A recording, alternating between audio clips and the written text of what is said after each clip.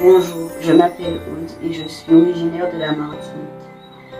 Je vais commencer mon témoignage en disant qu'à partir du moment où j'ai accepté d'ouvrir vraiment mon cœur à Dieu, à le chercher sa justice, sa parole, sa volonté, à partir de ce moment-là, j'ai fait beaucoup plus attention à ce que Dieu fait dans ma vie. Et je peux dire que chaque jour est un témoignage pour la gloire de Dieu. Je pense qu'en vrai, Dieu se manifeste sans cesse avec amour et patience. Mais ce n'est que lorsque j'ai vraiment accepté de lui donner plus de place dans ma vie que j'ai pris conscience de cette réalité. Aujourd'hui, je veux rendre gloire à Dieu par mon témoignage. Je veux lui rendre gloire et dire ce qu'il a fait pour moi. Très jeune, j'ai été sollicitée par deux chemins opposés. Celui de la dépression, de l'angoisse, du dégoût de la vie, de la tristesse, et le chemin de l'espérance, que un jour je serai heureuse et que la lumière de Dieu viendra chasser tout ce mal, toute cette tristesse, tout ce mal-être. Et celui de la mort. Sous mes airs fébriles, j'ai très tôt été quelqu'un de déterminé à chercher Dieu dans ma vie, à lui accorder une place.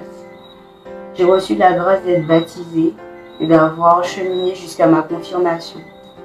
Et je peux dire que dans ma jeunesse, quelquefois, Dieu m'a visité avec une telle puissance que j'en étais émue au point d'avoir des larmes qui coulaient, que ce soit chez moi en priant ou à la messe ou lors de ma confirmation. J'étais touchée par un tel amour, une telle paix, une telle bonté que j'en pleurais. Je me disais au fond, Dieu m'aime et je n'ai besoin de rien d'autre. Je me sens tellement bien, je suis tellement joyeuse, pourquoi est-ce que je m'inquiète? Et à partir de ce moment-là, j'ai commencé à prier, à demander à Dieu de ne jamais me laisser, de toujours rester avec moi, surtout dans les moments difficiles de ma vie. Mais c'est vrai qu'en grandissant, avec les agitations de la vie, toutes les préoccupations, de faire des études, d'avoir un bon métier, d'être aimée, d'avoir un mari, d'avoir des enfants, voilà, j'avais des projets comme tout le monde. Et sans m'en rendre compte, j'ai commencé à vouloir prendre le contrôle.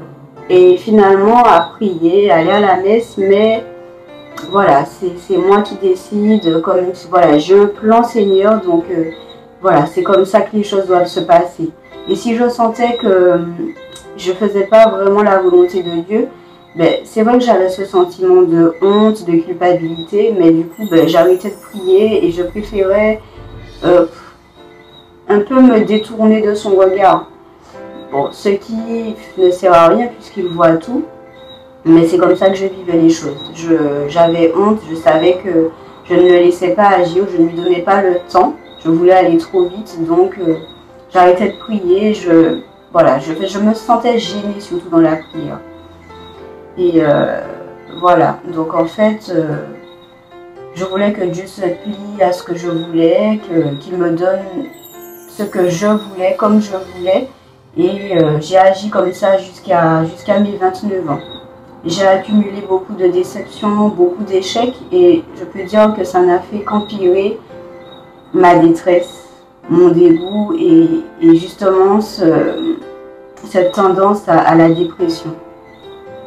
Jusqu'au jour où j'ai fait une énième crise d'angoisse à mes 29 ans et là par contre j'étais vraiment très mal. J'ai vraiment senti que j'étais désespérée et que j'avais plus du tout goût à la vie.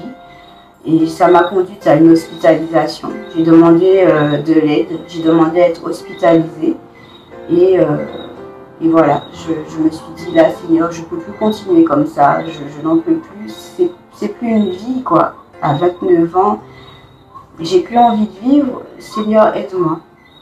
Et donc voilà, j'ai été hospitalisée. Et c'est là que j'ai commencé à me battre, à faire face à mes blessures d'enfance, à me remettre en question par rapport à mes choix de vie. Et là, j'ai commencé à accepter Dieu et à prier aussi davantage le Seigneur, à lui parler vraiment comme à un ami. Et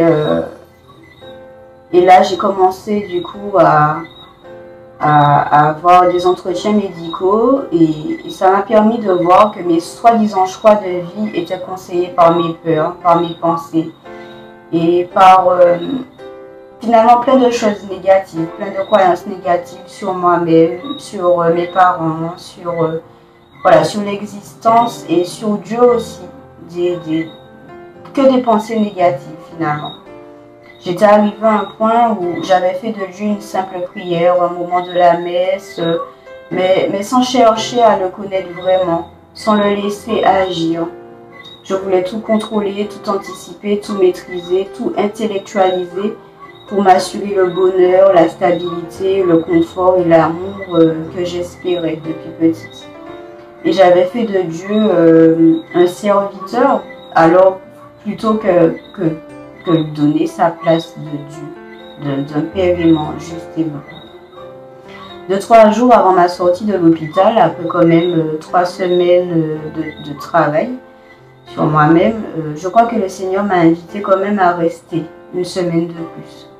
Après une prise de sang, eh bien on a vu que j'avais une carence de potassium et c'est une carence qui peut être mortelle. Donc du coup je ne pouvais plus sortir et j'étais sous perfusion, ça ne remontait pas et j'étais sous perfusion 24 heures sur 24 sans savoir quand je sortirais. Je me demandais même si j'allais mourir à un moment donné. On ne savait pas si c'était dû au traitement, enfin c'était assez déstabilisant. Et c'est vraiment là que Dieu a mis la main sur moi, je pense.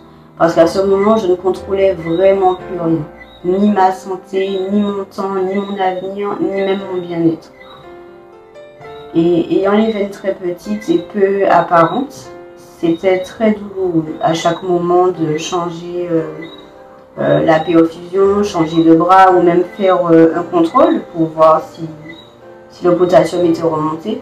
C'était des moments douloureux et parfois c'était impossible de faire le prélèvement. Et j'ai commencé à offrir vraiment toutes ces souffrances à Dieu et à lui demander eh bien, que dans cette situation, je puisse accepter qu'il opère ce travail-là en moi, accepter les douleurs de la vie, accepter les injustices, accepter les souffrances.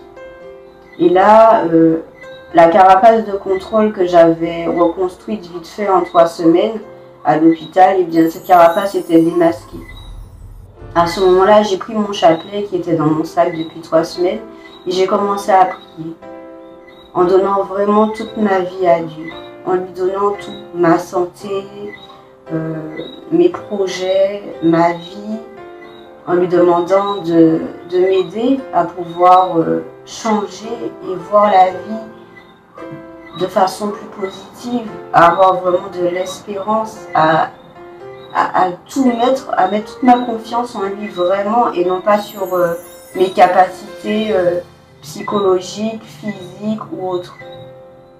J'étais couchée sur mon lit, enchaînant une perfusion face à la souffrance et là vraiment j'étais en vérité avec Dieu. Je lui parlais vraiment avec mon cœur blessé et complètement à nu. J'ai perdu complètement la face et je suis passée par des épisodes de crise, de rage, suppliant Dieu de m'aider. De ces crises-là, un travail a pu se faire sur la nature même de ma rage et de la dépression qui me dévorait depuis ma jeunesse.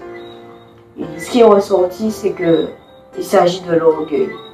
Ce mal qui dit que ce n'est pas juste, pourquoi moi, pourquoi ça m'arrive à moi, qu'est-ce que j'ai fait pour mériter ça, est-ce qu'un jour je serai vraiment heureuse, est-ce que je suis née pourquoi je suis née, voilà. Tout ça est ressorti et voilà, je me disais pourquoi Dieu n'agit pas. Sauf que le Seigneur m'a montré que la seule chose dont j'avais besoin à ce moment, c'était le pardon. J'avais besoin de faire face à mon enfance et de pardonner à mes parents, de me pardonner à moi-même, de pardonner aux personnes qui ont participé à mon enfance. Et j'ai réussi à recevoir vraiment la grâce de ce pardon par Dieu. Il m'a montré que pardonner, ça passait aussi par un lâcher-prise et par une grande humilité face à la souffrance, face aux injustices de la vie. Que lui-même, il s'était humilié pour nous sauver. Qu'il avait porté justement ces humiliations. C'est aussi croire vraiment que malgré le péché, malgré les injustices, Dieu nous guérit. Il nous restaure, il nous libère. Car l'état de souffrance et de dépression sont créés par le péché, par l'orgueil, et que ça ne vient pas de sa volonté. Il n'a qu'un désir, c'est nous restaurer, nous sortir justement de ce mal, nous sortir de ces injustices, de ces blessures. Et avec l'aide et les conseils de personnes jusque-là que je ne connaissais pas dans ma vie, et grâce aussi à l'aumônier de l'hôpital, j'ai pu bénéficier de grandes grâces. J'ai pu me confesser et j'ai vraiment pris la décision de suivre Dieu, et je peux dire que c'est là que j'ai commencé à me convertir vraiment. J'ai demandé à la Vierge Marie de m'accompagner vers son Fils, de m'apprendre l'humilité, de m'apprendre d'accueillir en fait la vie comme elle est, ne pas chercher à toujours tout comprendre, mais à accueillir ce que Dieu avait à m'enseigner dans mon existence. Pourquoi je suis en vie, pourquoi je suis là. Et depuis, je continue de chercher Dieu dans ma vie et je lui accorde plus d'attention. Je continue de lui demander davantage la foi pour le laisser pleinement agir et de ne plus prendre sa place. Je n'ai plus envie de laisser la dépression prendre le dessus face aux épreuves. Parce que oui, je traverse encore des choses douloureuses et j'ai conscience qu'il y en aura des combats. Mais je ne ressens plus ce vide parce que j'ai vraiment j'ai cette libération, j'ai ce pardon qui a commencé et je sens que Dieu est là. Je sens que quelque chose de solide est venu dans mon cœur et a remplacé ce vide que je ressentais. Alors oui, c'est pas toujours facile, c'est un combat de tous les jours, et c'est pourquoi vraiment j'accepte de suivre Dieu, de le connaître. J'accepte que ma vie soit un don de Dieu. Je cherche à connaître Dieu. Je m'intéresse à la vie des saints, de la Vierge Marie. Ils sont des exemples pour moi d'amitié, d'intimité avec le Christ. Je vous assure que Dieu me comble de son amour, de sa paix. Quelquefois, il envoie des frères ou des sœurs aussi pour m'accompagner, pour me consoler, pour m'encourager à continuer, pour rester dans l'espérance. Dès que je demande à Dieu de m'aider vraiment, il agit et il ne prend pas de temps pour le faire. J'ai appris à être sincère avec Dieu et à le laisser agir en son temps.